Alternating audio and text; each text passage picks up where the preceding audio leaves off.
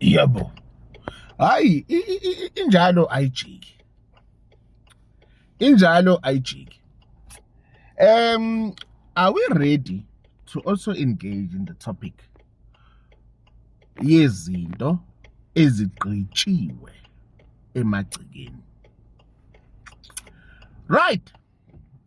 Whether uzihlalela esilungwini, uyihlala emakhaya, uyihlalela akunandaba ukuthi uhlala actually wherever.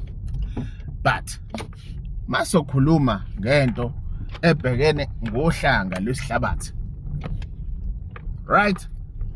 Ngikhuluma ngento ezothinta ini lelo khaya. Alright. Mfowethu dadewethu.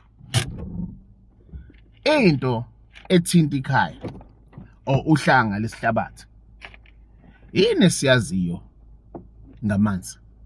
Magneta ahlala esihlabathini, phenduka udaka, ayaphansi, whatever, depending on your drainage system, right?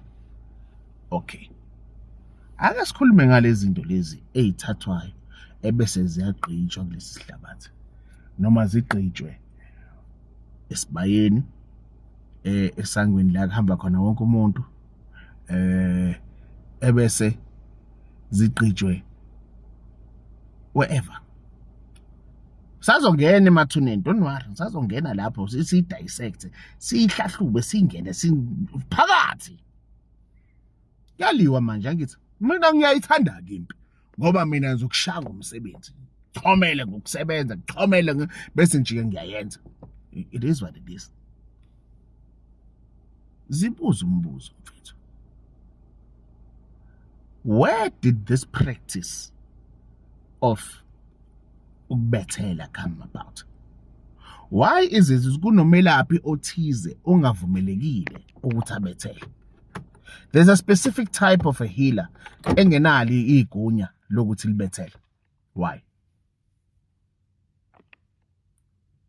Ngoba akayena owalolu hlanga. Lo moya omembethe usuke ungawona wakuleso sihlabathi okumele uhambe uyomukelwa esangweni. Masumukeliwe umukelwe ngempahla ebese masumukeliwe bese uzangena uzonikwa ini isigo. Now you are thinking awunikwe ini indawo elikhaya khona kulolu hlanga ukuze nanoma yini eyenzeka babhayini impilo njalo. Ngifuna ukuthi nihambe niyobuza emsamo. I'm teaching you. Dango.